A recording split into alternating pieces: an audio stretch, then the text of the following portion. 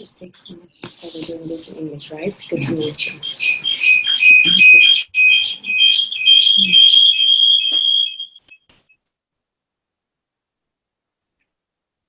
Good morning, everybody.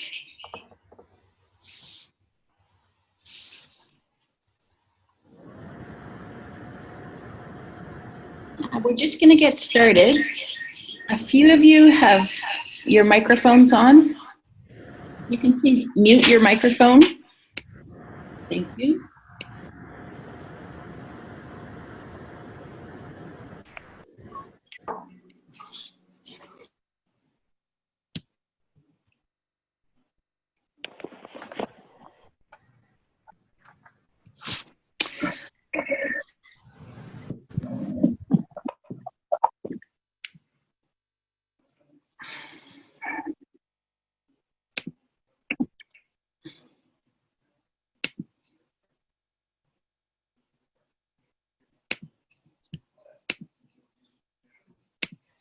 I have to switch it up, it doesn't work. Okay. We're going to get started. Zayna Khayat here and my colleague Karen van Ruiter. That really sounds funny in English. We are going to try to mute everybody since there's quite a few people on the call. If you have an urgent question or issue, please just type something up in the chat and we'll try to keep our eye on the chat. I'm just trying to find the chat now.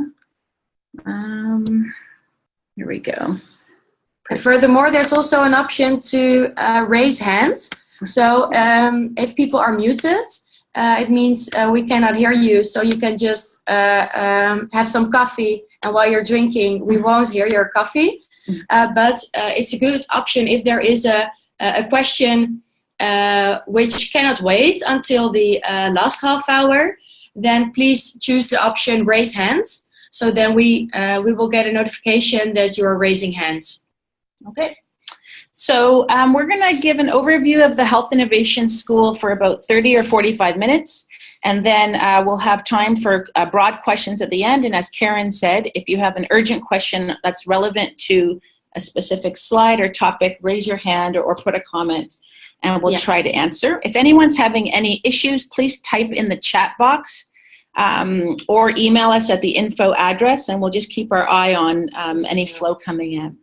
So this presentation will be in English and Dutch. That's really reflects the program and health innovation, which is both local and global. And so I'll kick things off with some introductions. Oops. My name is Zayna Khayat. I'm with the Radboud Reshape Center. I'm on loan from Canada, where I work at a place called Mars, not the chocolate factory. I know there's a big one in the Netherlands, but an innovation hub that is trying to modernize society through innovation and bring value to the country and the world. And I focus on health. I was brought here to work on some interesting projects, and one is launching this Health Innovation School based on work that I've been doing in Canada and with other health systems on teaching innovation. And so I'm really looking forward to bringing some of the world's perspectives on how to learn and do innovation here in the Netherlands and to take what you do out back to the world. My colleague Lucien Angelin on the left is actually in the healthcare system right now, so he won't be able to join us. He is the lead faculty for this session and the director of the Reshape Center at Radboud. Karen? I'll just do it in Dutch to have the combination, but I can switch to English if that's necessary for people. Ik ben Karen van Ruiter. Ik richt me bij VWS op innovatie en op e-health. We werken daar met een team van ongeveer 8, 9 mensen aan dit mooie onderwerp. Ik zal eigenlijk in de komende slides iets meer vertellen over wat nu de reden is geweest voor VWS om dit programma te initiëren samen met Radboud Reshape. Als je iets meer nog over mijn achtergrond wil weten, dan kan ik dat zeker op een later moment vertellen. Maar is volgens mij voor nu niet zo heel relevant. De waarom. Waarom denken we nu eigenlijk dat we een soortgelijk programma nodig hebben? Het is natuurlijk best wel bijzonder om als ministerie in samenwerking met een universitair ziekenhuis een opleiding eigenlijk neer te gaan zetten. Toch denken we dat het zeker nodig is, omdat we zien hoe snel de veranderingen gaan en ook hoeveel moeite organisaties ermee hebben. Organisaties variërend van een ministerie of een inspectie tot verzekeraars of tot aanbieders zelf, om de veranderingen bij te houden. We zien dat er nieuwe vaardigheden eigenlijk nodig zijn. Naast nieuwe vaardigheden ook nieuwe kennis. En soms wel een mindshift bij mensen. Dus eigenlijk in plaats van alleen maar focussen op de ICT-standaarden of op de bekostiging, denken we dat het absoluut noodzakelijk is dat we ons inzetten op de gedrag en de attitudes en de vaardigheden.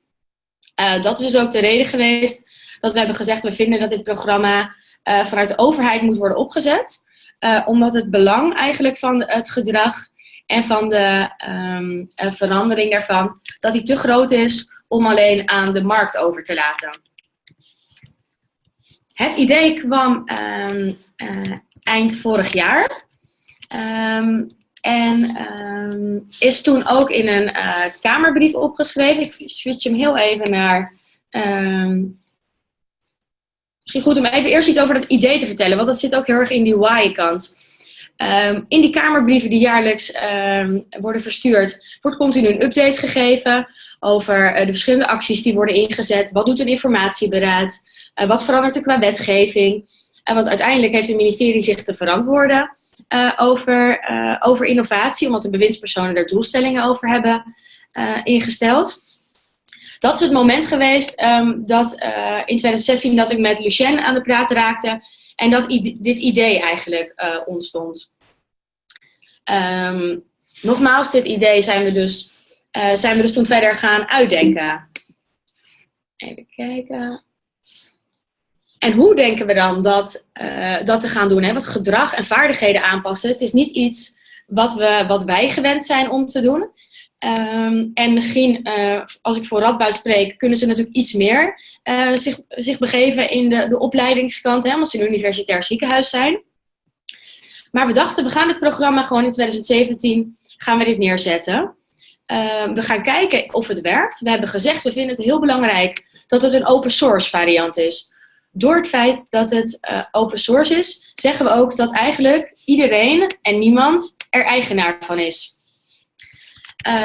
Dat is namelijk de manier waarop wij denken dat je alleen maar kennis kunt vergaren als je die heel open kunt delen.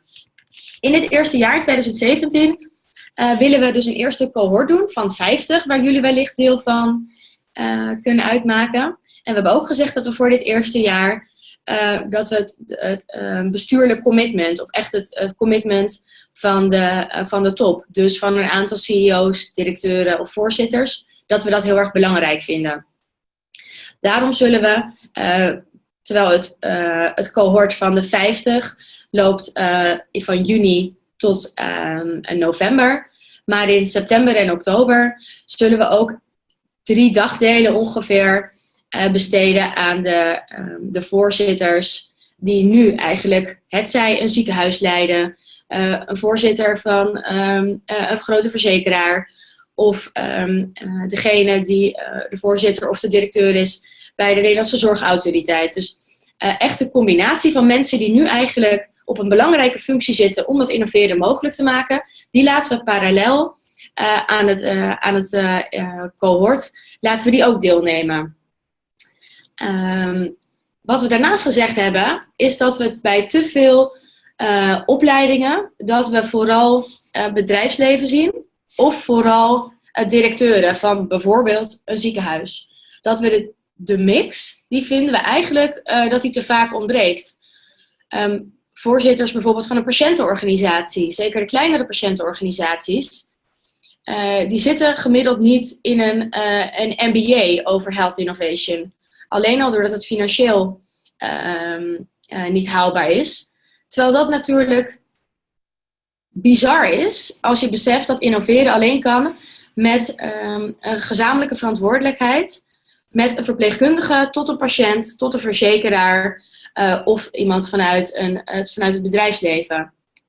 We zetten dus compleet in. Daar zal Zayna straks ook nog iets meer vertellen op die mix. Wat gaan we doen? We hebben gezegd, we vinden het vooral ook heel belangrijk omdat mensen er zelf tijd in investeren. Gemiddeld de 100 uur die erin geïnvesteerd moet worden, zal worden, die moet vooral heel erg leuk zijn. Het moet leerzaam zijn.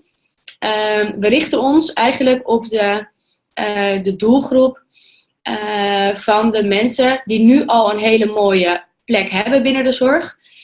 En die ook echt visie hebben om de komende 10 of 20 jaar van hun, 30 jaar van hun carrière ook te blijven innoveren.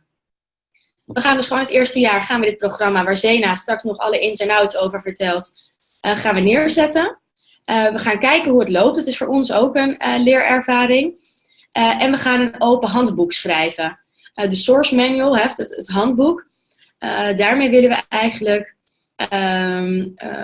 juist onze bevindingen opschrijven van wat werkt er wel, wat werkt er niet. Want met het idee dat een opleiding open source kan zijn, denken we ook dat het belangrijk is om dus, hoe organiseer je zo'n zorginnovatieschool, dat we die breder moeten delen in de hoop dat we bijvoorbeeld in 2018 wellicht ook 3 cohorten mogelijk kunnen maken. Maar dat het dan ook door verschillende initiatiefnemers georganiseerd zou kunnen worden. Last but not least, het gaat om het bouwen van echt die beweging en de verandering. Hier nog even het doel en de focus op een rij. Ik denk dat ik de focus net ook al genoeg naar voren heb laten komen. Het gaat om die mindset, de skills, ook wat kennis. Dus die knowledge kant die zit er wel echt in. Maar het is veel meer onderdeel kennis. Niemand zit erop te wachten om een boek te lezen of om een hele droge PowerPoint-presentatie te krijgen, want er blijft veel minder hangen. Dus we zetten heel erg in op vaardigheden, dus tegelijkertijd werken aan projecten en dingen doen, om uiteindelijk zelf veel meer te leren. Nou, en het objective, hij staat hier heel mooi natuurlijk weergeschreven, hè, als de toekomstige leiders die we willen ondersteunen qua kennis en kunde. En dat doel, we hebben daar ook de afgelopen maanden hebben we daar met verschillende mensen, ziekenhuizen, hebben we daar continu over gesproken. Dat is de volgende. Ja, dat was het. Ja, deze. Afgelopen maanden zijn we met deze verzameling aan organisaties en ook nog een aantal andere die we de afgelopen week alweer hebben gesproken, zijn we in gesprek geweest van, herkennen jullie het feit dat hier eigenlijk behoefte aan is? Misschien is het geen expliciete behoefte, maar ervaar je ook dat het nodig zou kunnen zijn? Dus dat het echt wel zou helpen als er meer ingezet wordt op gedrag en op vaardigheden. En ook, wat zijn nou jouw specifieke aandachtspunten voor zo'n opleiding? Wat zou jij, als we die opleiding gaan neerzetten, aan ons willen meegeven? Wat zijn jouw ideeën? Waar loop je in de praktijk tegenaan? En natuurlijk is dat voor Philips is dat heel anders dan voor een regionaal innovatiewerk. En is dat weer heel anders van een start-up tot een verzekeraar. Maar we denken dat de uitdagingen die we gezamenlijk delen om te kunnen innoveren, dat we die alleen kunnen bereiken als er echt gezamenlijk in wordt gewerkt. Dus wat merkten we tijdens die gesprekken? Dat er heel veel overlap zat in wat partijen ervaren. And to continue in English, I've just told that the last 2 months, that in the 25 conversation we've had, that we've heard that there's really a need for this program, or need, at least that people are really enthusiastic about the idea. So that might be a good point to hand it over to you, Zayna. Yeah, thank you, Karen. So I'll continue in English. And for those of you who joined late, I'm Zayna Khayat. I'm one of the co-faculty for the school with Karen. So in this feedback at the bottom of this slide, we just really wanted to note a key design feature of the school is to be patients included. And there's an actual standardized set of rules or guidelines of what that means. We had a terrific workshop led by Annemiek Vroom and 8 patient leaders who really understand their role in innovation to give us some very direct feedback and creative ideas on how to integrate the patient perspective in the entire program. And so we're excited to build that in. We also did some focus groups with doctors and nurses and other health professionals to really get a sense from them of what this would mean for their colleagues and how to make sure it's relevant to them. So, so thank you to everyone for your input today. Okay, so now we'll get into a bit more about the school. So I laid out here, I'm not going to go through them in detail, but we started with some really core design principles. These are really the lens through which we designed this program, and this was not just something Karen and I made up. We consulted with some of the leading health systems in the world that have already been through programs like this or in the middle of it, to get a sense of what elements of how they've designed it could make a lot of sense here. And then, of course, we validated and tested that in our consultations across the system. So the 6 key features, as I mentioned, one is patients included. You'll see that throughout. It's also physicians and doctor and nurses included. Cross-disciplinary, as I believe Karen described. At the end of the day, that's the challenge of innovation, is the best innovation works across all the different spaces of health and healthcare, and there's not an easy way for organizations to do that because they're organized by organization. So we've built that in. Support, so we've built a pretty nice fabric of support for the learners in the program, and we'll talk about that. A key feature is this is really what we call social learning, and there was just a peer review of social learning as a 21st century way to learn that I posted on the Twitter yesterday of the school that you might want to read to understand that theory and that philosophy of how to learn. This is not, in a classroom consuming knowledge. That's a very small component.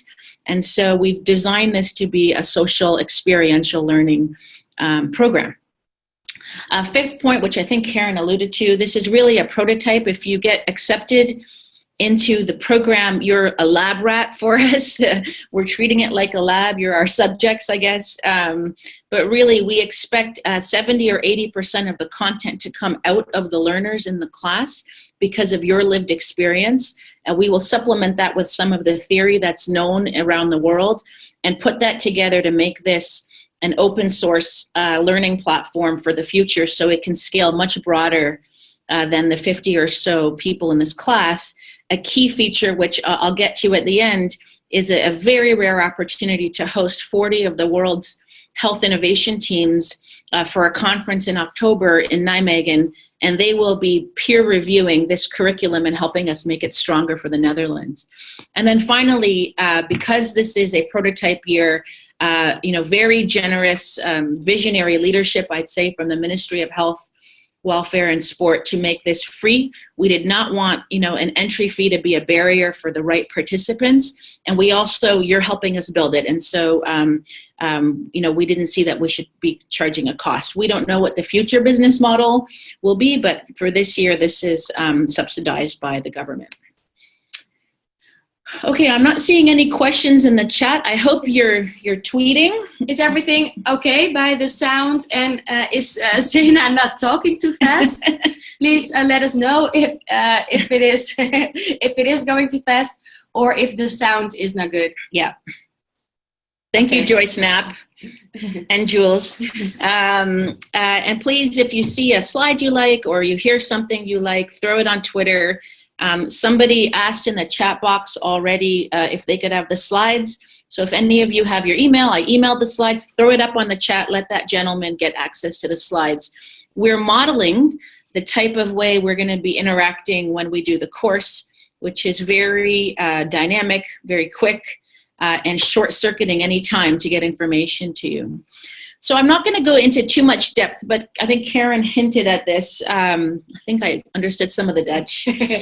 Really, the focus of this learning program is future leaders, and we're going to talk about who you are shortly. But just for this year, because we really see this as planting the seed for a movement for change for the Netherlands, that we're putting some of the senior executives who lead our, some of the largest, most complex organizations across health and care in a one-time cohort.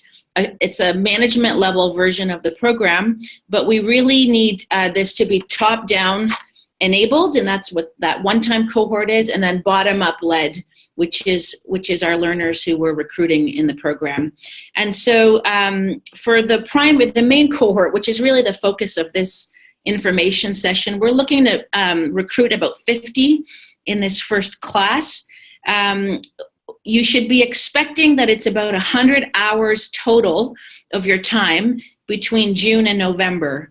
4.5 days of that is in class, then that's mandatory, because that really provides the foundational information you need to then go do the other time, which is about 70 of the 100 hours, which is outside of the classroom, applying the concepts, modeling the behaviors, and practicing what you're learning in the real world. So you will be applying by May 15th. And some of you have been nominated already. When we talked to the 25 or so organizations, almost all of them already had in mind 2 or 3 people that they think should go through this. So if you haven't done the online application already, it's fairly straightforward. You can do it in Dutch or English. And there's basically 7 questions we ask, and we're looking to get a sense of your fit and your readiness for the program. Of course, as you can see in the middle there where it says the mix, we do really want the right mix of representation from all facets of the health and care systems. So that's government, health authorities, agencies, insurers, large complex health organizations, health professionals, business, academia. Some students have asked if they can be a part of this. Yes, if they're the right fit. And of course, patients and their families. So we're optimizing for that mix, and so sometimes we might have too many of one type and we won't be able to let everybody in. Is there just a question there? Yeah, there's a question about the senior cohort. Yeah. I don't know for sure what the explicit question is, but the idea about the senior cohort, it's a smaller group. There will be only 30 seniors or CEOs, so to say, because we think that the primary cohort, so for the 50 learners, we don't ask for juniors. So we ask for working experience of around 10 years or above. We're not counting every year, of course, but we want you already to be in a kind of senior role. So for the 50 spots, we ask that people already have a lot of experience, because as Zayna told, a really important part of the Health Innovation School is the exchange of knowledge and to get the network, so that if in a few months you will have a problem, you can call somebody who works at an insurance company to give you advice. So that's about the primary cohort, 50 participants who are already working on a mid-year or senior level. Then the CEO cohort, it's by invitation only. These are the chairs of VGZ, Zilveren Kruis, the chairs of some mental health institutions, a chair of a local municipality, de gemeente. So the 30 people who will be asked for the CEO cohort, it will be by invitation only.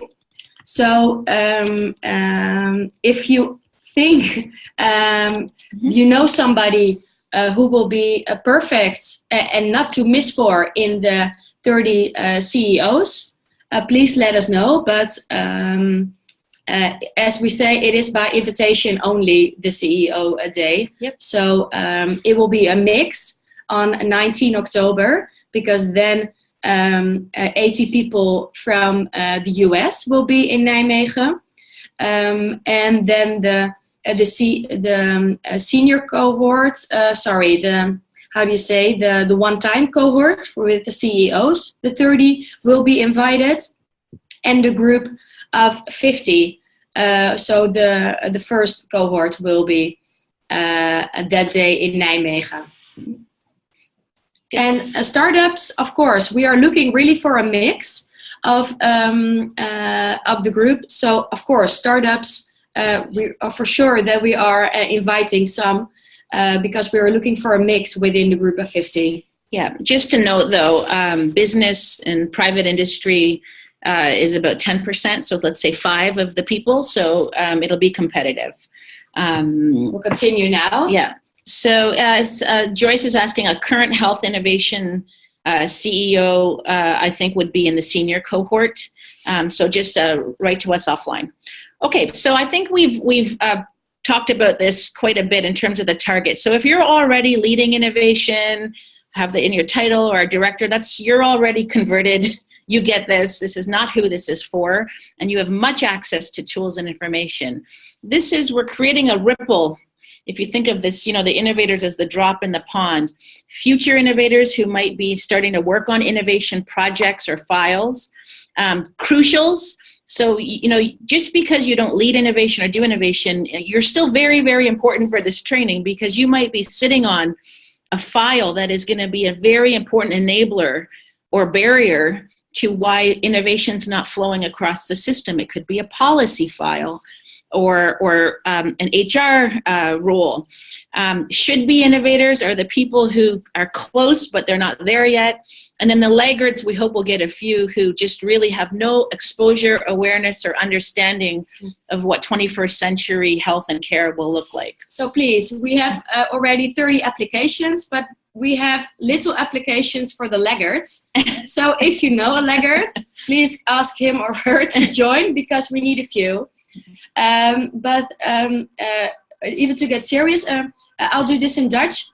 Waar we dus ons op richten, zijn niet alleen de mensen die innovatie doen bij een verzekeraar. Niet alleen de mensen die innovatie doen zoals ik bij een ministerie. En niet alleen degene die in een innovatieclubje van een ander bedrijf zitten. Het gaat juist om de mensen ook met wie zij eigenlijk continu samenwerken. Dus als ik bijvoorbeeld naar een ministerie kijk, dan zouden dat degenen kunnen zijn die zich richten op de bestuurlijk hoofdlijnenakkoorden. Als er nieuwe akkoorden komen met een volgende minister weer voor een aantal jaar, dan is dat zo'n belangrijk onderwerp waar de details van de komende jaren in worden vastgelegd, dat ik zou willen dat mijn collega die dat nu doet, dat die ook die essentie van innovatie en van anders werken en van samen met elkaar vernieuwen, dat hij dat kan meenemen, ook al doe je zo'n taai of politiek dossier als de bestuurlijk hoofdlijnenakkoorden. Het kan ook hier een jurist zijn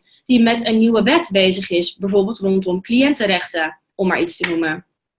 Of mijn collega die voorwaardelijke toelating tot het pakket doet, dus het pakketbeheer. Voor een verzekeraar, we richten ons niet op de mensen per definitie die al innovatie doen bij VGZ of Mensis of Zilveren Kruis, maar juist op degene die daar al op een inkoop of een senior inkoopfunctie zitten.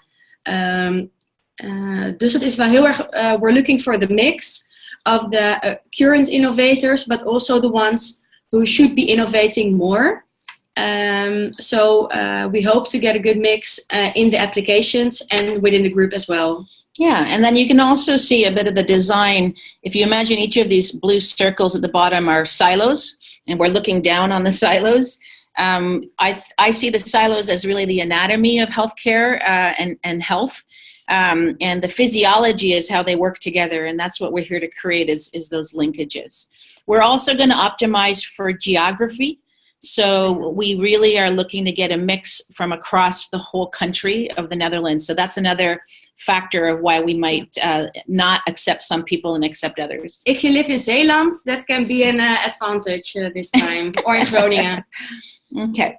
I'm not going to go into detail. You can read this slide and it's on the website, but these are the kinds of things, we would hope we would measure success that, you have learned when you've emerged from this training, or at least you're on a path of learning. You can't learn innovation in 5 months. It's a lifelong journey, but there's some common competencies that we see as really what we call foundational. Some is knowledge and content a little bit, but mostly it's new ways to think, to act, and to work and behave in an innovation era. And then for the cohort 1, we also have engineered into the program ways to practice and demonstrate how you're learning and understanding those concepts. Okay, so how we're going to do that, there's 3 streams in the learning model. So there's, and that's these 3 pictures you see, and you see kind of behind us as well. Me and Karen are going to get tattoos on our, at some point. So there's in-person sessions, and that's the classroom-based experiential learning. There's all the connections we're going to be making between you, and then finally what we call an action project. And so I'll just briefly go through all of these at a high level, enough for you to understand the nuance, and then if you have other questions, just ask them on the chat or in the Q&A. So starting with the in-person sessions. So again, we've designed these, we landed on 4 in-class days. I think as Karen said, there's 2 days in June, back-to-back, and 2 in September. That's the optimal way to learn. Back-to-back days helps you to soak, and you need some time in between. We didn't want to do 10 days, although we would love to, because that's a lot of time to ask of you away from your core job, which is helping people be healthy. And so that was the right time. We are bringing in trainers from across the Netherlands and globally, and we've started to announce a few of them already. And the focus of these 4 days will be 5 knowledge modules, or 5 areas of content. And so those are laid out here. And what days we're going to be offering them and teaching them are also laid out. So it just very quickly, we'll start with about a half a day on innovation basics. What is innovation? A lot of people use the words wrong. So really clear definitions. So we have a common shared reality of what innovation is, what it's not, what are the different types. What's the difference between a product or service innovation, which is what we always think about, like a light bulb, from business model innovation or policy innovation or financing innovation. The biggest focus, though, is Module 2, which is all about the new ways to act, think, behave in the era of innovation. So a lot of training about new models of working, of org theory, and how do you actually unstuck innovation, particularly when you need to work across silos with very, very entrenched interests, which is human nature, to keep the status quo for a variety of reasons. So that is something you should be looking forward to. We will be working through a toolbox for you, which is Module 3, of key techniques, methodologies, tools that are in the toolbox of a health innovator. We will not go deep into all of them. We will pretty much go high level and give you a minimal exposure for self-directed learning. However, some of the tools we will go deep because you're going to need them to do your action project, which I'll talk about shortly. And then we're going to end on the last 2 days in September with Module 4, which is how do you do intrapreneurship? How do you organize internally for innovation so you can participate across the system? So what's the new theory there? What's going on? How are some people in the Netherlands already doing this that we think is best practice? Yeah, I think, we heel even kort terug naar het Nederlands. Hè. We zoeken dus heel erg naar een mix. Dus wat is het verschil tussen AR en VR? Hoe zit het health systeem in elkaar? Hoe werkt de bekostiging? Maar dus ook over die tools. Hè. Dat zijn de tools van een health innovator. Dat kan agile zijn, Scrum, design thinking. Op zich kun je over Scrum, over design thinking of agile werken, daar kun je allemaal een week voor op cursus. Dus het is eigenlijk het is niet te doen om dat alle ins en outs te behandelen. Maar we denken wel dat het heel belangrijk is dat de highlights van een agile, Scrum en design thinking, dat aan bod komt. We hebben gezocht bij die 5 modules in een mix. Dus het kan natuurlijk zijn, als je bij een verzekeraar werkt, of bijvoorbeeld bij een ministerie, of bij een inspectie, dat je heel goed weet hoe het health systeem in elkaar zit. Maar wij worden hier echt niet in Agile of in Scrum getraind. Dus dat zou voor iemand van VWS weer heel interessant zijn. Andersom heeft misschien iemand van een start-up of van Philips of Siemens, heeft al heel veel ervaring met Agile of Scrum, maar die heeft geen benul hoe de bekostiging of het health systeem in elkaar zit. En die weet ook niet zo heel veel van mindset en behavior. Dus we zoeken vooral de diversiteit op, waarbij we een aantal onderwerpen, mede door echt hele interessante sprekers, een niveau dieper halen. En zo wel eigenlijk alle facetten aan bod te laten komen in de 5 modules. Okay. En Marleen, als je je laggard voelt, ik zou zeggen, volgens mij is dat alleen maar goed. Dus het helpt natuurlijk ook met de groep. Als je zegt waar je al wel veel kennis van hebt en niet. Want in ons besef kun je vernieuwen alleen met elkaar doen. Dus de een weet niks van Agile en Scrum. Ik weet er zelf ook niks van. Maar laat ik toevallig net wat van beleid afmaken weten. En ik weet ook helemaal niks van zorgverlenen. Dus ik denk dat het juist mooi is dat je een gemixte groep bij elkaar zet. Die al een stukje aan kennis meeneemt. En die dat met elkaar wil delen. En ook vooral heel veel kennis nog wil leren. Maar we zochten nog laggards. Dus heel goed Marleen als je je wilt aanmelden. So just quickly, there's a couple questions on the tools, just to give you an example. So yes, Agile, Scrum, Lean, and design thinking, particularly design thinking, but things like facilitation. How do you facilitate a complex, diverse group? How do you influence a group that is not from your organization? Storytelling, visualization for impact and presence, and things like that. So kind of 21st century tools where you're trying to do real change at scale across silos in a complex system. Okay, just one last thing. And then the last module at the very end, although tech is my focus, that is not what this is about. This is not about technology. That is not what innovation is. But we are going to, once you're now confident and ready to change the world, we're going to scare you a little bit with what's coming.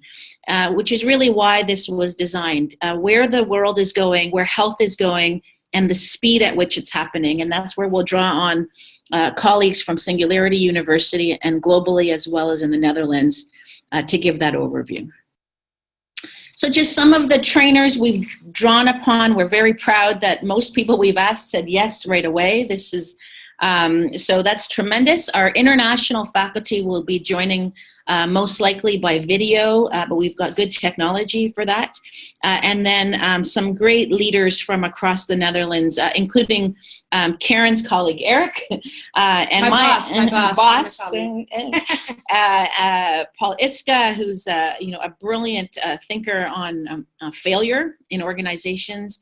Jori van den Steenhoven, which is my colleague from Mars in Canada, but we borrowed him from the Netherlands, and he's back this summer. And of course, NM Vroom, who I think was knighted or something last week, for all she does to really empower patients and challenge organizations to think differently about how they integrate patients into their work. Ja. We zijn dus nu heel erg aan het kijken met de verschillende trainers wie wanneer kan komen. We zullen denk in de loop van volgende week weer wat namen bekend kunnen maken. We hebben nog een paar hele mooie namen die we hopelijk snel ingepland kunnen krijgen. Maar helaas mensen met volle agenda's. Dus we zorgen juist voor echt een mix. Wat er eigenlijk in de deelnemers zit en in de modules zoeken we ook bij de trainers. Dus dat varieert van een chirurg die hier in een van de Haagse ziekenhuizen heel erg zelf met innovatie aan de slag is gegaan. En ook ervaarde waarom hij andere chirurgen niet meekrijgt. Tot iemand op hele waardevolle onderwerpen bij een extern bedrijf in het buitenland. Dus het zijn echt wel, hopelijk de komende week hebben we nog wat meer details over wie wanneer kan komen. Maar zoals Zayna al zei, het enthousiasme, ook van de mensen die we hiervoor vragen, is heel erg groot. Dus dat moet lukken om daar over een paar weken alle namen definitief ingepland te hebben. Okay. So that was the first stream, which is the content and the knowledge in the in-class sessions. So the next stream is the connections. So this is really what is the glue that allows social learning. So we have a bunch of different collaboration tools that will be integrated into the program. If you're not already using these tools, this might be a good time to start experimenting. You're experiencing some of it now in the way we're delivering this webinar.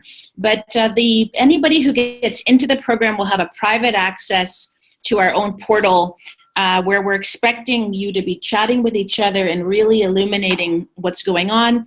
All of the slides, videotapes will be made available to the learners through that portal. Twitter will be very active. We're going to really try to get the world to experience what we're experiencing throughout the program. We've been starting to put some of our favorite articles, slides, images, provocative quotes on the Twitter feed. So please actively use that. And if you see something interesting, send it to the Twitter now. I think also because of the time, and we want to make sure we have enough time for questions, we get to the end of the presentation. Sounds good. Yeah, so then the third stream is the action project. So this is your chance to take a very messy, complicated, but important innovation challenge of the health system, of patients, and of all the players, and apply what you're learning in the classroom through those tools and behaviors through a pretty structured innovation process. The key point is two things. One is each of you will be put on a team that is cross-disciplinary. There'll be a patient, a government person, an insurance, a health professional, etc. And there's about 9 or 10 projects that span the health continuum, from healthy, so prevention and wellness priorities of the health system, chronic illness, and then aging at home. These are not going to be, come up with a completely new idea. We have way too many ideas that don't scale. So this is really about how can you bring a new way of looking at an innovation that's either stuck or not hitting the level of impact that we want or we expect, and maybe bringing a new way to do it. And so you will have coaches that will work through these deliverables, and you'll have coaching on how to use the tools for those deliverables. And at the end, you're going to be pitching your working recommendation to the senior cohort and to health innovation leaders from 40 other health systems.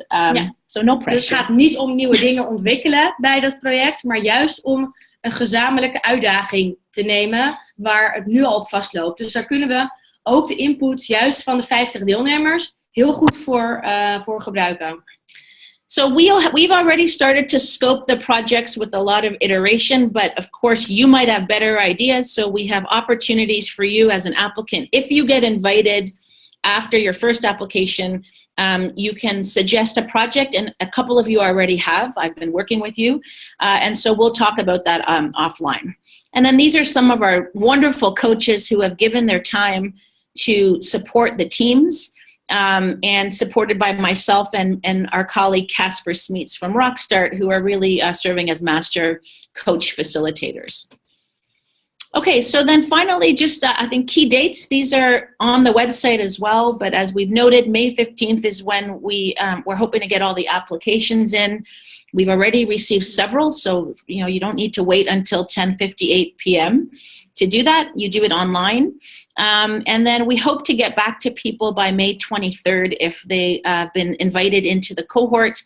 And that's where we ask for then a letter of support from your CEO if you work at an organization. En daar nog wat uitleg over. Hè. In Amerika is het heel gebruikelijk om zijn CEO een letter te doen. Het gaat er niet om dat we... het is geen referentiebrief bij wijze van spreken. Dus het gaat er niet om dat we checken hoe goed het is. Maar het gaat er wel om dat de 100 uur die we vragen van je op de verplichte dagen klassikaal, maar ook tijdens de projectdagen of online meetings tussendoor, dat we zeker weten dat daar support voor is. Omdat we denken dat het vooral gaat slagen als mensen daar ook wel echt de tijd die ze erin willen steken, dat ze erin kunnen steken. En aan de ene kant is het natuurlijk altijd een eigen keuze. Hè? Dus als ik iets leuks erbij wil gaan doen, dan kost me dat soms ook gewoon een extra avond in mijn eigen tijd. Maar dat is eigenlijk het doel van de brief van je leidinggevende. Hè? Of dat nu een directeur is of CEO of een afdelingshoofd, dat maakt dan niet zo heel veel uit. Het gaat echt erom dat die support daaruit blijkt, dat zij ook enthousiast zijn dat jij dit gaat doen. Als je een start-up bent, kun je natuurlijk je eigen brief schrijven, want dan ga je er helemaal zelf over. To finalize about the dates, as I just mentioned, the dates in June and in September, they're obligatory. Of course, if you are at the emergency room or whatever, your husband has got a car accident, of course, we understand that you cannot be there. But a sick child, of course, it happens all the time. Hopefully not as much in the summer as nowadays, but a sick child or too busy with deadlines, we don't want that to happen because we think the 50 spots are quite popular and we offer a really good program. So that's why we ask for full commitment. And the dates in June and September and October are obligatory, except for the fact when you've had an accident or things like that. Yep. So you'll find out in May. We'll do some kind of a kickoff in June. We'll announce the cohort in June, do a kickoff, and then we start in June. I think we've made the point of who a good candidate is. We really want the mix, and we're looking for a compelling set of answers to the questions on the application form. En compelling, ik weet niet eens wat de normale vertaling is, maar het gaat er natuurlijk om dat we eigenlijk in je aanmelding zien dat je echt gemotiveerd bent, dat je visie hebt, dat je graag dingen wilt leren en ook dat je al mooie ervaring hebt die je met andere deelnemers kunt delen. Dus dat is waar we met name naar zullen kijken bij de applications. We're not going to read the next slide, but some of you are asking in the chat. This is the kind of things we're looking for in your support letter. Of course, if you're a patient or you are an independent worker, you don't have a CEO, so we just need some kind of a senior sponsor. I don't think I'm going to talk about that. And then finally, just so you're aware, we're not going to get into it. You can already tell the look of these slides is different. A little bit more background on the Innovation Learning Network. I really think we should have more Dutch organizations be members. So this is, these are some of the members who have in-house innovation teams who will be coming to the Netherlands in October. Ja, en dat is denk ik ook wel, dat is in ieder geval wat ik zelf heel erg leuk vind, hè, dat je krijgt al verschillende sprekers te zien. Je gaat verschillende dingen doen in juni en september. Maar het feit dat 30 innovatiedirecteuren van Keizer Permanente of van Mayo Clinics op 19 oktober ook naar de presentaties van de actieprojecten luisteren. Dat is wel denk ik een hele mooie kans. Volgens mij, we should go over to answering the questions. Yep. I think because of the audio, it's better if people type their question. Yeah, I also just reset it. If you want to ask a question, you can unmute yourself and ask it instead of me unmuting everybody, which is crazy. And then otherwise put it on the chat. So maybe... If there is somebody who wants to... die zijn vraag gewoon mondeling wil stellen, Engels of Nederlands. Ja, doe dat dan nu. Dan kijken we even, niet allemaal tegelijkertijd, maar als er één iemand begint, dan moet het goed komen.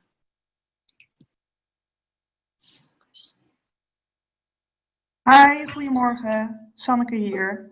Hi Sanneke. Hi, ik heb al 2 keer mijn vraag eigenlijk ook op de chat gezet. Ik ben heel erg benieuwd of we ook de projecten zelf inhoudelijk vorm kunnen geven en kunnen kaderen, zodat mijn organisatie daar ook echt baat bij heeft. Ja, dat kan. Dat is zeker het idee, dat we de projecten absoluut laten vormgeven door de deelnemers. We gaan met ongeveer 9 à 10 projecten aan de slag. Iedere project krijgt ook een patiënt, of een zorgconsument, of in ieder geval de doelgroep, daar proberen we ook een match mee te maken. Dus absoluut, het is zeker mogelijk om daar je eigen inbreng aan te geven. Het is natuurlijk wel zo dat je dat project, dat doe je ongeveer met 5 à 6 mensen. Dus het is ook een uitdaging, denk ik, om op een gezamenlijk iets te komen waar wel ook iedereen iets aan heeft. Dus het zal niet mogelijk zijn om echt 1 op 1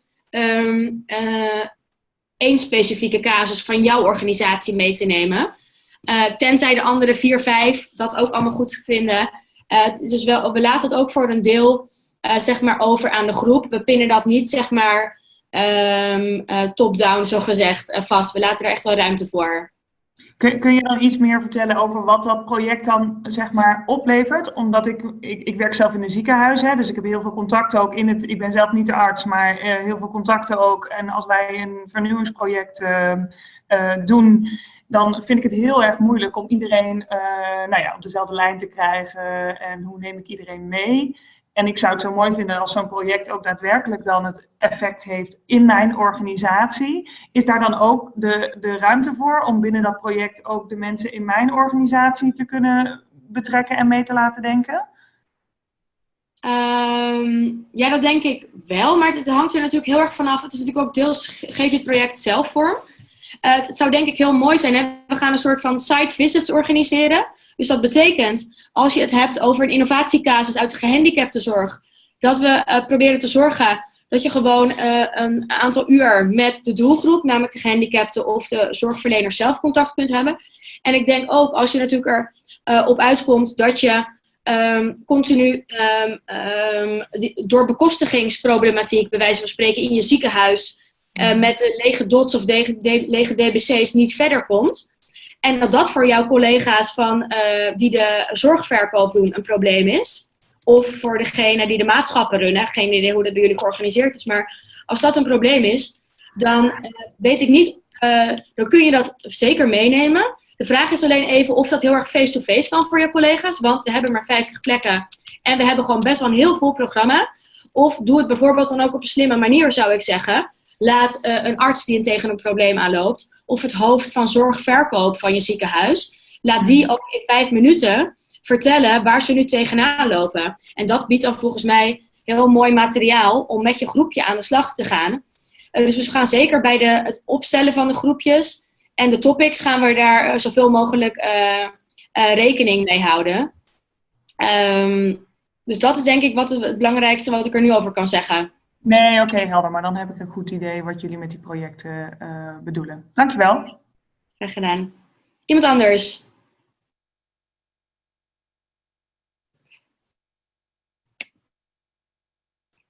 Even kijken of er nog... So for those of you on the chat, I've just reposted the link to the slides because a few more asked for them. And Tess had asked a question about how to contact us. Again, our email addresses are on one of the first slides, and there's an info email address you can email to, which we're screening. And we hope everybody, gets what they need to put in a good application. It can be the application. De aanmelding kan in Nederlands of in het Engels. Dat vroeg net ook iemand. De doelgroep. Uitsluitend deelnemers in dienst bij een organisatie. Of bijvoorbeeld ook adviseurs van publiek-private organisaties. Ook adviseurs zijn van harte welkom. Dus als je bij wijze van spreken zorgadvies doet bij KPMG Plexus of bij Deloitte, van harte welkom. Of een kleiner bedrijf ook. We zoeken nogmaals naar de juiste mix. Dus we zorgen dat er niet 25 adviseurs of consultants deelnemen aan het programma. Maar zeker consultants of adviseurs zijn van harte welkom. Ook in welke vorm dan ook. Saskia vraagt, ik werk in een ouderenzorgorganisatie Intramuraal. Ik ben zelf beleidsmedewerker. We zijn zeer druk bezig met het inzetten van zorgtechnologie. Behoren we door de doelgroep? Ja, dat denk ik wel. Ik denk dat als je zelf een project doet of een project gaat doen wat hiermee aan de slag gaat, dat die kennis juist heel waardevol is. Ik denk ook dat het heel mooi is omdat, Saskia, jij zal de ins en outs kennen van wat speelt er nu rondom de indicaties voor de WLZ.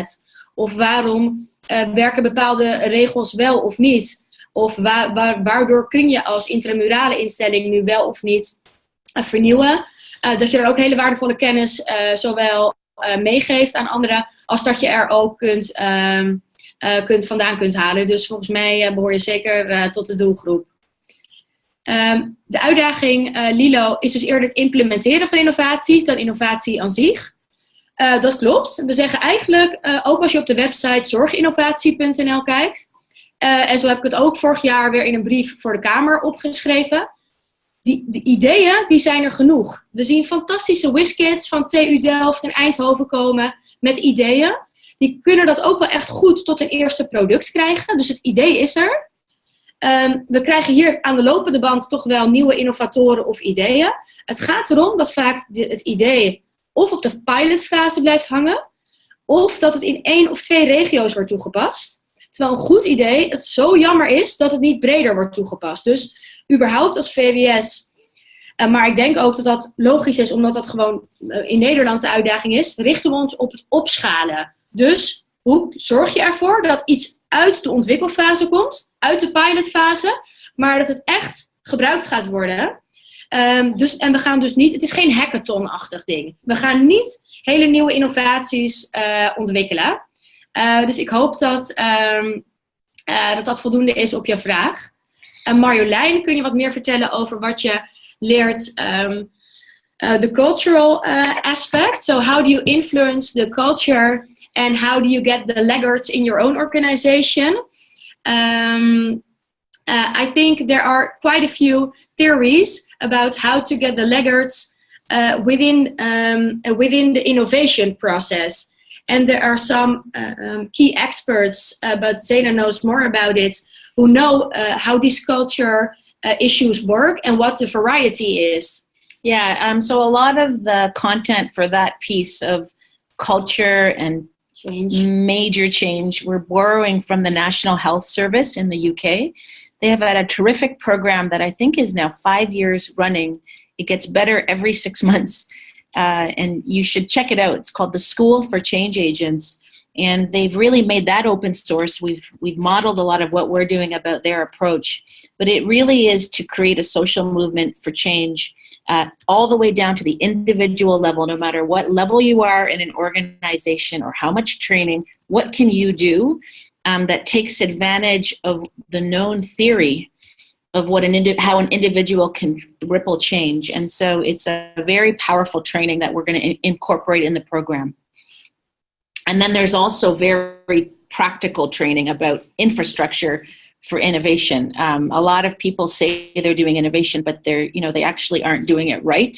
And so we'll help you maybe audit what you're doing in your own work or your organization and tweak it a little bit. I think it was kind of funny because who is not doing it right? I think that's it's kind of an experience thing. Yes. So how I am doing innovation and e-health within the ministry or for the policy, I'm just doing something which I think it should be good. Or if the minister is good with that, I think I'm on the right way. But it's an organic process, and I think that's really important. So het gaat om de balans tussen soms maar gewoon iets durven proberen, hè? Ook dat beetje lef wat je soms nodig hebt, iets anders durven doen of iets anders durven zeggen. En dan heb je geen idee of het gaat werken. Bijvoorbeeld een opleiding zetten als een ministerie. Of een nieuwe proeftuin creëren. Of, dus gewoon aan de ene kant maar iets nieuws doen. En dat gewoon durven te proberen. En aan de andere kant ook wat theorie die je daarbij ondersteunt. Of net wat backup geeft. Of wat voorbeelden die jou net wat meer bagage geven. Misschien is dat het juiste woord. Om dus je innovatieproces in je eigen organisatie te kunnen verstevigen of te kunnen inzetten. Okay, well, I think the questions have stopped coming in. So for those of you who maybe came late or had to leave early, we will make a recording of this webinar, probably the 4 o'clock one, but we'll have both. And we will put it on the website so you can listen to the parts you want or share it with your CEO when you need to convince her or him to write you a letter. And again, we look forward to engaging with you and looking for some more applications. Yeah, final words? There are two last questions which I'm going to answer. Paul asked client council members, not a patient, but meer een adviseur van een cliënt. En vrijwilligers dus. Die kunnen zich ook zeker aanmelden. Ik denk dat we de grote inzet van mantelzorgers en vrijwilligers zeker niet mogen vergeten. Dus van harte welkom om je aan te melden. Joan stelde nog een vraag over het formulier, maar daar wordt al op geantwoord. Dus volgens mij is het 1 minuut voor 10 en shall we end the meeting? We are online most of the time. So if you have a question, please send an email or a tweet or whatever you like. Yeah. And we will answer that. And of course, we'll add not just questions. If you have suggestions of incredible potential trainers or ideas or things you've seen elsewhere that we might want to look at, we're very open to getting the best ideas. Ja, als je nog een trainer hebt die we er eigenlijk absoluut ook in zouden moeten hebben, die je altijd al op het podium hebt willen zien, stuur dan ook de naam van de trainer. Dan gaan we die ook gewoon proberen te krijgen. Bedankt voor jullie aandacht allemaal en have a good day. I think so far. Yep. Ciao. Bye bye.